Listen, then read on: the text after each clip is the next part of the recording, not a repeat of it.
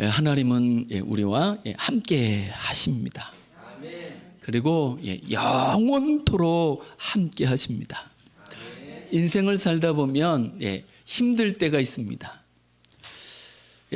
힘들어서 힘든 것보다는 나와 함께하는 사람이 없어서 힘든 것이 어쩌면 우리의 인생인지도 모른다는 생각이 듭니다.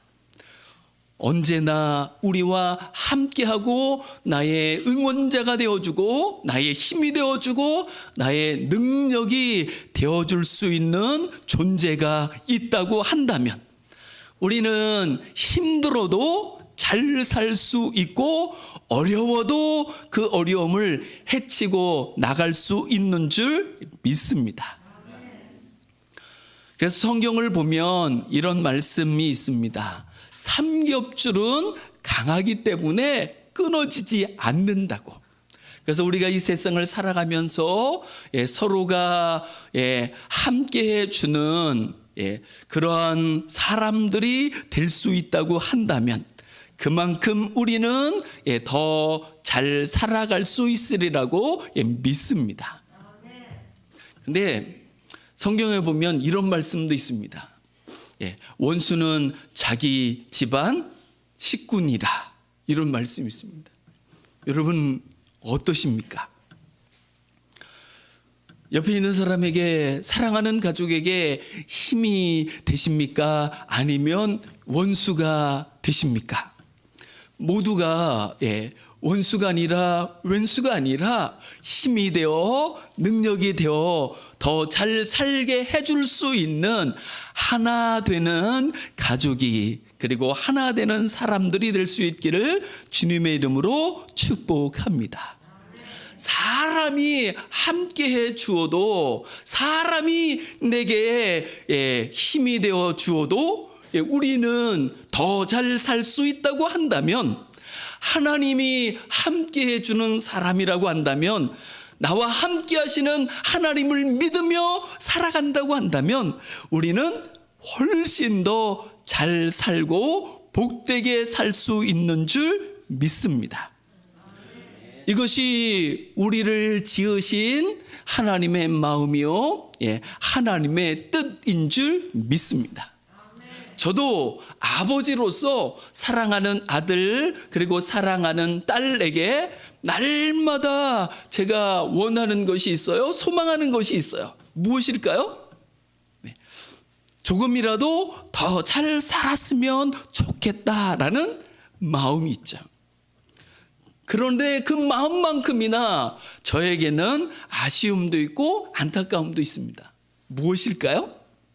제가 마음에 원하는 만큼 힘이 되어주지 못하고 또 보탬이 되지 못할 적에 그만큼이나 간절한 소망만큼이나 제 마음은 더 안타깝기도 하고 때로는 아프기도 한 거죠. 부족하기 그지없는 이 육신의 부모의 마음도 이러하다고 한다면 온전하신 하늘의 하나님의 그 마음은, 하늘 아버지의 마음은 어떠할까요? 저는 우리 어머니 아버지의 마음을 믿습니다. 그리고 그 믿음이 저에게는 살아가는 데 있어서 큰 힘이 됩니다. 뿐만 아니라 하늘에 계신 하늘 아버지의 마음을 저는 믿습니다. 그 마음이 얼마나 복되며 그 마음이 얼마나 거룩한지 그 마음 안에서 살 수 있다고 한다면 제가 복 있는 사람으로 더 잘 살 수 있음을 믿습니다. 하늘 아버지께서는 이 뜻을 이루기 위하여서 이 세상에 독생자를 보내주셨습니다. 그리고 그 독생자 예수 그리스도는 하늘 아버지의 그 거룩하신 뜻이 우리 가운데 이루어지게 하기 위하여서 십자가를 지셨습니다. 그리고 죽으셨습니다. 물과 피를 다 쏟으시며 죽으셨습니다. 그러나 그분은 의인이신지라 죽음을 이기시고 사망을 이기시고 다시 살아나셨습니다. 다시 살아나신 예수 그리스도께서는 이제 우리를 위하여 하늘로 올라가셨습니다. 천국에 올라가신 거죠. 승천하셨습니다. 승천하시고 이제 하늘 아버지 성부 하나님께 기도하시는 거죠. 구하시는 거죠. 아버지여, 내가 저들을 위하여 피 흘리고 저들의 모든 죄를 사했사오니 아버지, 저들을 받으시고 저들을 내게 우리와 같게 해 주옵소서. 우리가 누리는 영광을 누리고 우리가 누리는 행복을 누리고 우리가 누리는 이 천국을 누리게 해 주십시오라고 기도하셨던 거죠. 구하셨던 거죠. 그리고 그 간구를 성부 하나님께서는 들으셨습니다. 그리고 응답하시죠. 우리에게 어떻게 응답하셨을까요? 하나님의 하나님 되심을 나타내실 수 있는 하나님의 영, 성령을 우리 가운데 보내주신 거죠. 그러므로 예수 그리스도의 이름을 부르며 예수 그리스도를 통하여 하늘 아버지로부터 성령의 임재를, 임하심을, 성령을 받은 사람은 진짜 천국의 사람이요 복 있는 사람인 줄 믿습니다. 여러분이 바로 그 주인공인 줄 믿습니다. 그것은 우리가 깨닫든 못 깨닫든 누리든 못 누리든 영원한 진실입니다. 이왕이면 이 진실을 믿으며 이 진실을 누리며 이 땅에서도 천국을 맛보며 누리며 살아갈 수 있기를 주님의 이름으로 축복합니다. 그래서 어떤 분이 이런 이야기를 합니다. 누구든지 성령님을 모시고 하나님의 생명의 말씀, 복되신 말씀, 성경을 읽으면서 살아갈 수 있는 사람은, 그 마음에 성령을 모시고 그 손에 성경을 들고 살아가는 사람은 부족함이 없는 사람이다 라고 이야기합니다. 여러분 동의하십니까? 여러분 안에 성령께서 함께 하십니까? 여러분에게 성경책이 있습니까? 그렇다면 여러분은 정말 부족함이 없는 사람들이요 복 있는 사람인 줄 믿습니다. 그 사람들을 일컬어서 성도라고 이야기합니다. 성령을 모시고 성경을 들고 성도로서 살아가는 사람이야말로 진정한 역사의 주인공인 줄 믿습니다. 그리고 진짜 행복한 사람인 줄 믿습니다. 우리를 위하여 우리 마음 가운데 자정하셔서 영원히 떠나지 아니하시고 함께 하시는 그 성령님 안에서 날마다 하나님의 나라를 꿈꾸며 우리가 있는 곳에 그 천국을 이루면서 살아갈 수 있기를 주님의 이름으로 축복합니다. 우리는 이 은혜를 누리며 이 은혜 속에 살아가는 사람들입니다. 이 은혜만도 우리는 많이 있어도 다 감사할 수 없죠. 그런데 저는 정말 감사한 건요, 누누이 고백하는 고백이지만 제가 대한민국 사람이라는 것, 그것이 저는 정말 감사하고 때로는 눈물이 날 지경이기도 합니다.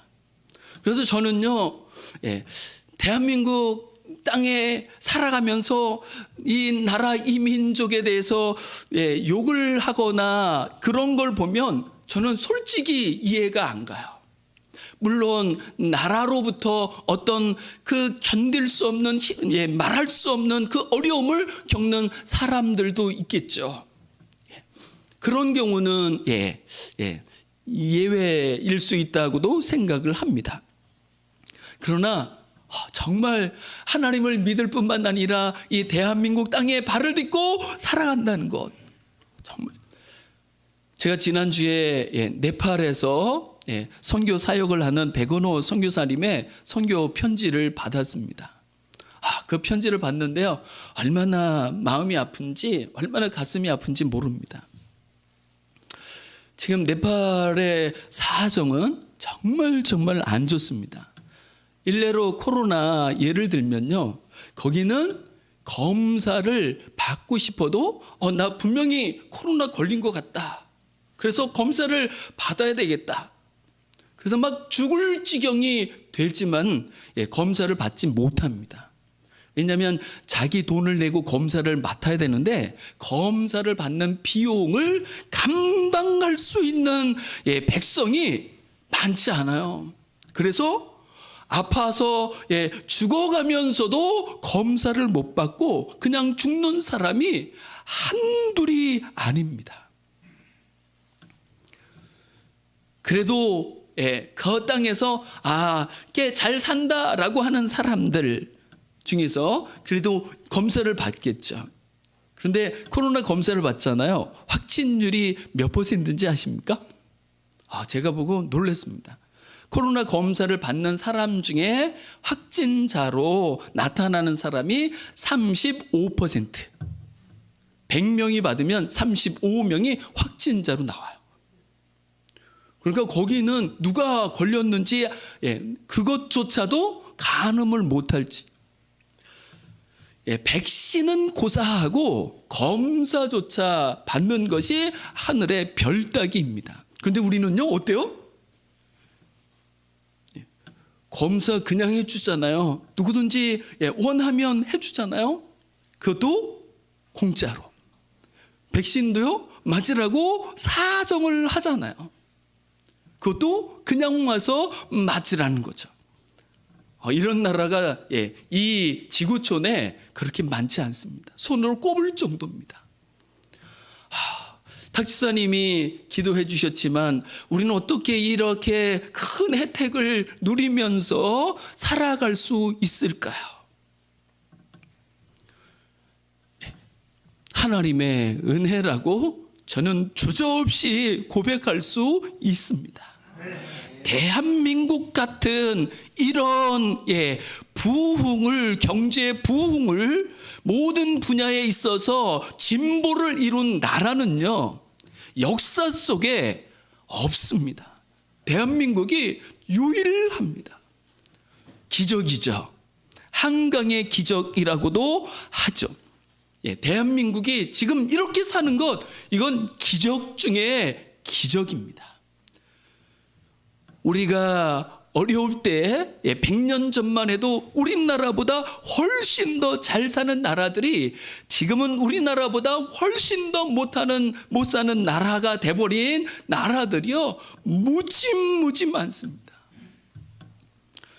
실은 지금 우리가 이렇게 있기까지 이 나라와 민족을 섬긴 사람들, 그리고 피 흘린 사람들, 땀 흘린 사람들, 그분들의 덕분에 우리는 지금 말할 수 없는 혜택을 누리면서 정말 복되게 잘 살고 있는 줄 믿습니다.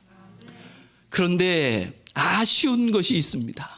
무엇이냐면 잘 살아갈수록 더 서로를 향한 담이 높아진다는 거죠. 때로는 부모와 자녀 사이에도 담이 생겨지고, 때로는 형제와 자매들 사이에도 담이 생겨지는 그런 시대를 우리는 살아가고 있습니다. 오늘 본문 말씀을 보면 우리에게 정말 이 시대에 필요한 절실한 말씀을 허락해 주고 있다고 믿습니다. 특히 16절부터 17절 말씀과 24절부터 26절의 말씀입니다. 오늘 이 두 부분의 말씀을 중심으로 같이 하나님의 말씀을 나누며 우리에게 주어진 삶을 더 새롭고 더 풍성하게 열어갈 수 있게 되기를 주님의 이름으로 축복합니다. 6절 말씀을 보면 이렇게 16절 말씀을 보면 이렇게 시작합니다. 유덕한 여자는 좋은 영을 얻는다 말씀하고 있습니다. 이 유덕하다는 것이 무엇일까요? 덕이 있다는 거죠. 덕이 있다는 게 무엇일까요? 덕이 있다라는 것은요, 대개는 높은 사람들이 더 아래 사람들을 향하여 베푸는 아량, 너그러움, 이것을 우리는 덕이라고 이야기합니다. 그래서 덕이라는 것은요, 나보다 더 아랫사람이라고 여기는 대상을 향하여 나보다 더 연약한 사람을 향하여서 내가 가지고 있는 힘이 있다면, 내 손에 들려진 것이 있다면 그것을 가지고 그 사람을 섬기는 거죠. 나누어 주는 거죠. 그것을 우리는 덕이라고 이야기합니다. 그래서 집 안에 이렇게 덕이 있는 여자가 있다고 한다면 그 집안은 정말 흥하게 될 것입니다. 저는 이해 안 가는 것 중에 하나가 무엇이냐면 사람들이 자기 남편을 아들이라고 표현하는, 큰아들이라고 표현하는 일들이 많잖아요. 여러분도 그러십니까? 데려온 큰아들, 내가 낳은 아들하고는 달라도 너무 다른, 왜 그렇게 아들이라는 표현까지 할까요? 여자가 볼 적에는요, 남자는 왜 그렇게 모자른 것 같은지 부족한 것 같은지 마음에 안 드는 부분들이 많은지 모르는 거죠. 그래서 차라리 내가 낳은 아들을 키우는 게 훨씬 낫겠다. 부족한 것으로 따지면 낳은 아들이나 데려온 아들이나 무슨 차이가 있을까요? 그런데 왜 그 차별을 할까요? 왜 자기가 낳은 아들은 약할수록 더 잘 섬기려고 하는데 왜 데려온 아들은 약하거나 부족할수록 미워하고 박대하는 걸까요? 부족하다고 생각하면 그 부족함을 채워줄 수는 없을까요? 그 부족함을 섬겨줄 수는 없을까요? 그러면 손해일까요? 아니요. 성경은 손해라고 하지 않습니다. 좋은 영을 얻을 것이다 라고 말씀하고 있습니다. 아주 옛날 이야기이긴 하지만 평강공주와 바보 온달의 이야기를 우리 모두는 잘 알고 있습니다. 그런데 요즘 아이들은 평강공주와 바보 온달 장군에 대해서 잘 모르는 것 같아요. 저는 모두가 좀 알았으면 좋겠습니다. 여러분, 평강공주가 존영을 얻었을까요? 아니면 멸시를 당했을까요? 바보 같은 남편을 얻어 그 바보 같은 남편을 섬김으로 인하여서 자기보다 훨씬 더 못하고 모자른 것 같은 그 남편을 자기가 가지고 있는 지식과 그리고 힘을 가지고 섬기고 또 섬긴 그 결과가 어땠을까요? 바보 온달보다 그 장군보다 더 존귀와 이 영광을 그리고 칭찬을 받는 사람이 된 것을 우리는 볼 수 있습니다. 유덕하면 좋은 영을 얻게 되는 것은 시간 문제입니다. 그래서 덕이 있다라는 것, 그 덕은 영광을 부르는데, 그 덕이란 나보다 모자른 것 같은 사람, 나보다 아래에 있는 그 사람을 향하여서 내 마음을 열고 내게 있는 그 무엇을 가지고 그 사람의 부족함을 채워가는 것, 나누는 것, 그것을 우리는 덕이라고 이야기한다는 거죠.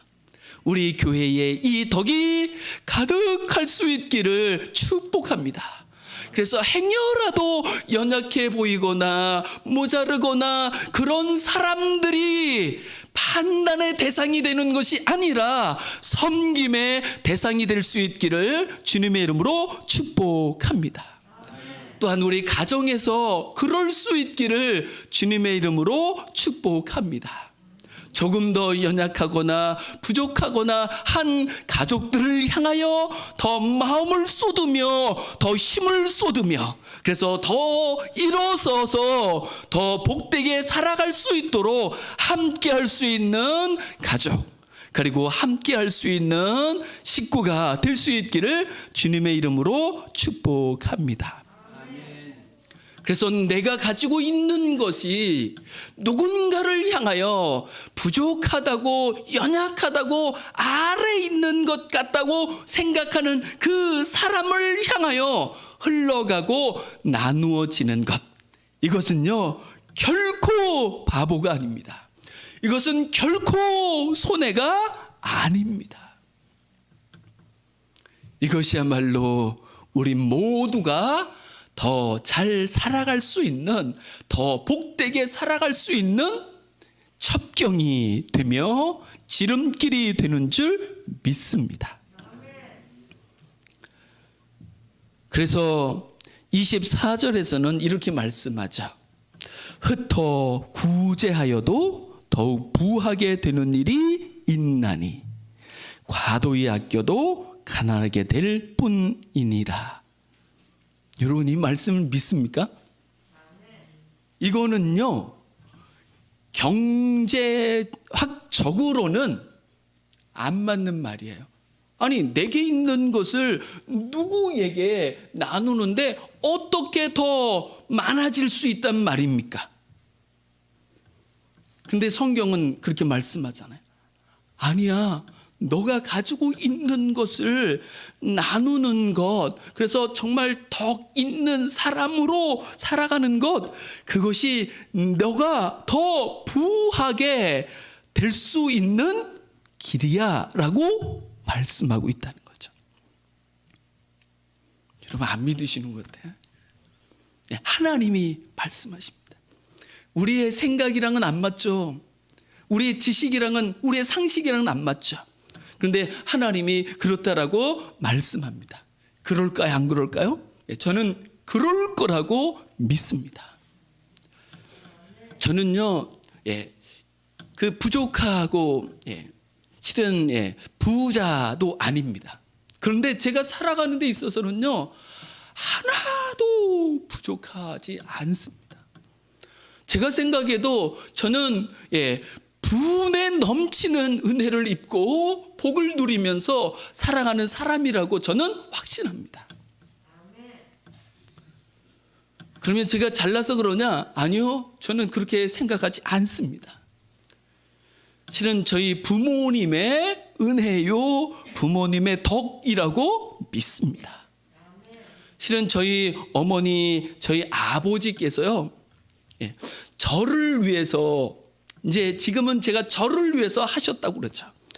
실은 많은 돈은 아니지만 그럼에도 불구하고 마음을 쏟아가지고 할 수 있으면 누군가와 나누려고 하고 섬기려고 하는 삶을 살으셨습니다.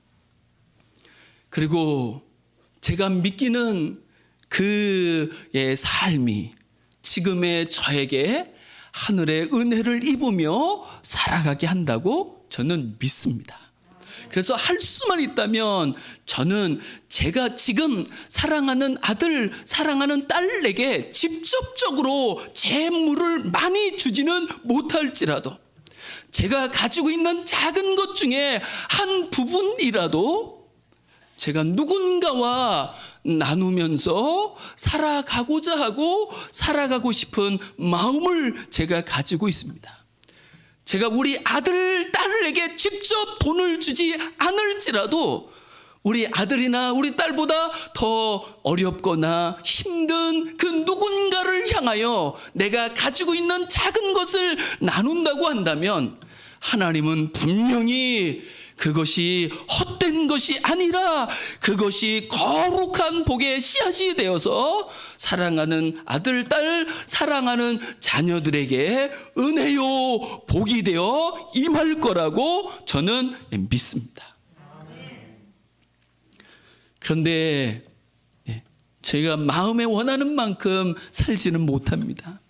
왜냐하면 여전히 못난 자아 속에 허덕이도 하고 때로는 여전히 제 욕망과 욕심에 갇혀서 어찌할 수 없는 그런 인생에 매여서 살아가기도 하지만, 그래서 하나님 앞에서 다시 하나님을 부르며 주님을 찾으며 기도하면 하나님이 다시 정신을 들게 하죠.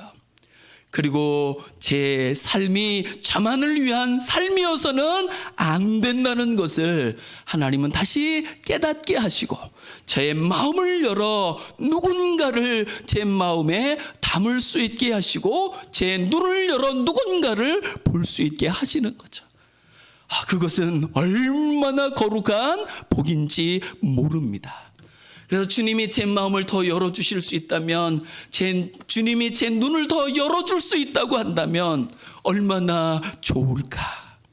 그리고 그것은 저에게도 조명이 될 뿐만이 아니라 사랑하는 자녀들에게 거룩한 은혜와 복이 되리라고 믿습니다. 24절 말씀, 흩어 구제하여도 더욱 부하게 되는 일이 있나니.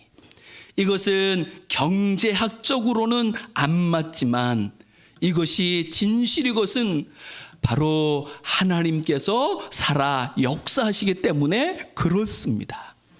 이것을 우리는 하나님의 특별 원리라고 이야기합니다. 우리가 돈을 얻는 길은 두 가지가 있어요. 하나는요, 일을 하는 거죠. 내가 땀을 흘리는 거죠. 그래서 하나님은 우리의 흘린 땀의 대가를 허락하시는 분이십니다. 이것을 우리는 재정의 일반적인 원리라고 이야기합니다. 그러나 재정에 대해서, 물질에 대해서, 돈에 대해서 일반적인 원리만 있는 것이 아니라 하나님의 특별한 원리가 있다는 거죠. 그게 무엇이라고요? 나눔입니다. 구제입니다. 우리가 하나님의 은혜를 입고 살아가잖아요. 그래서 하나님께서 이 우주 만물 속에서 그 우주 만물의 원리를 깨달아 그 원리를 따라 수고하며 땀 흘리면 그 만물을 복으로 얻게 하시잖아요. 그것을 우리는 일반 은총이라고 이야기하죠. 그런데 하나님께서는 일반 은총만 주시는 것이 아니라 특별 은총을 주시기도 합니다. 특별 은총이 무엇일까요? 우리가 일한 것이 없을지라도, 수고한 것이 없을지라도 주의 이름을 부를 적에 하나님은 하늘문을 여시고 하나님의 은혜를 우리에게 거저 그냥 조건 없이 베풀어 주시는 거죠. 이런 법이 있습니다. 그것을 우리는 특별 은혜라 이야기하는 거죠. 우리의 인생도 그처럼 일반적인 은총 속에 또 특별 은총을 입으며 살아가는 것처럼 물질도 돈도 그러합니다. 그래서 우리가 재정을 얻을 수 있는 이 일반 원리에도 충실할 뿐 아니라 하나님의 특별 원리도 믿음으로 받아 그 원리를 따라 나누며 구제하며 살아갈 수 있는 우리가 될 수 있기를 주님의 이름으로 축복합니다. 아멘. 저는 한때 신앙이 미숙했을 때 하나님께 돈을 구하면 하나님이 돈을 하늘에서 떨어뜨리는 것처럼 생각했던 적도 있습니다. 여러분 그럴까요? 아니요, 지금은 그렇게 생각 안 합니다. 하나님이 우리를 돈을 구하면 우리에게 땀 흘릴 수 있는, 일할 수 있는 길을 열어주시죠. 그리고 그 일을 통하여, 땀을 통하여, 성도라고 해도 일을 통하여, 땀을 통하여 하나님은 우리에게 물질의 복을 허락해 주시는 줄 믿습니다. 그러므로 우리는 우리에게 맡겨진 일, 그 일이 무엇이든지 그것이 우리에게 하나님이 허락해 주신 천직으로 여겨질 수 있기를 주님의 이름으로 축복합니다. 저는 가끔 가다 길을 가다 보면 고개가 숙여지는 일이 있습니다.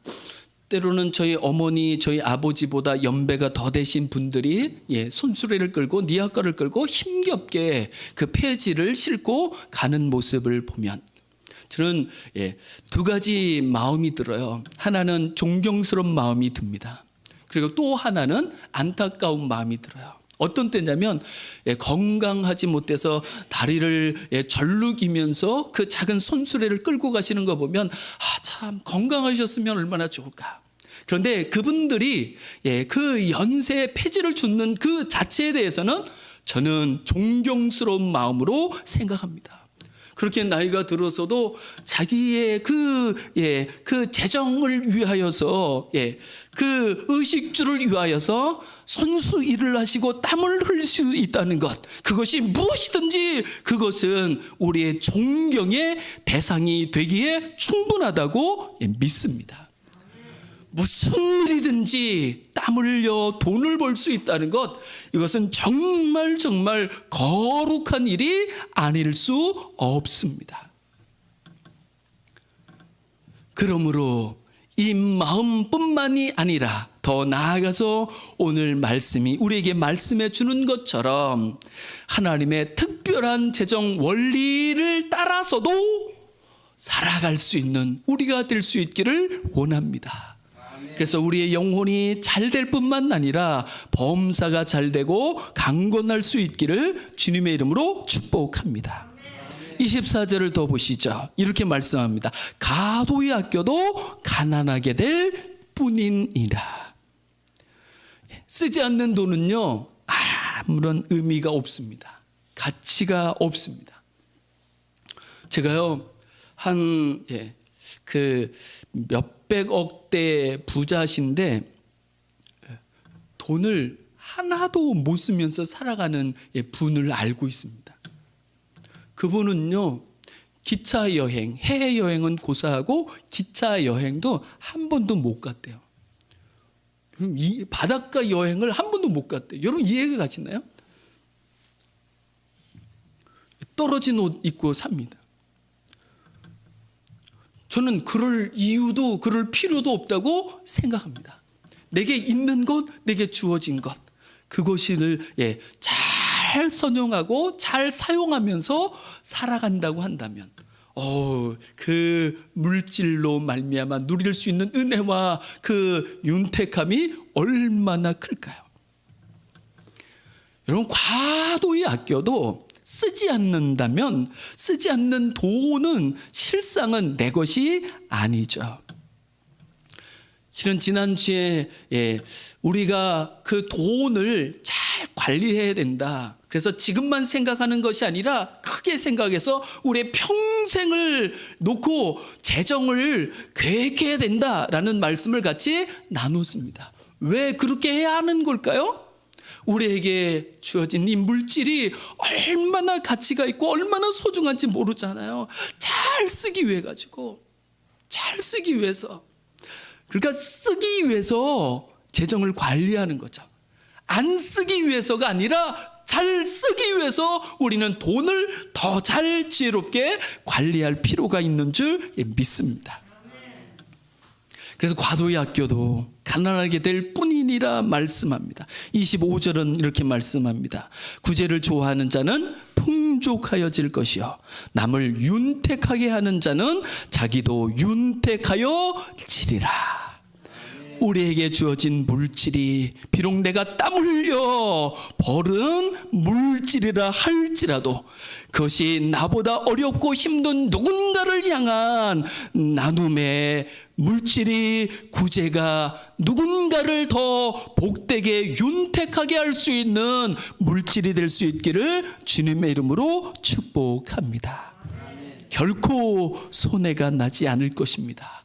오히려 더 풍족하게 될 것입니다. 더 윤택하게 될 것입니다.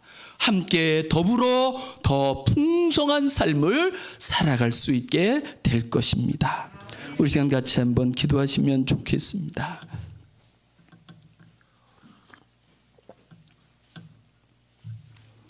이제 우리의 눈을 들어 하늘을 바라보면 하나님이 우리에게 뭐라 말씀하시는지 이 거룩하고 복되신 말씀을 들으며 그 말씀을 믿음으로 받아 이제 우리와 함께 하시는 성령님의 도우심 속에서 우리에게 있는 그 무언가가 우리 마음에 누군가가 담겨지고 자리하여서 그 사람과 함께 더불어 나누며 섬기며 더 좋은 날을 열어갈 수 있는 우리가 될 수 있게 해달라고 이 시간 우리 같이 한번 합심해서 기도하시겠습니다.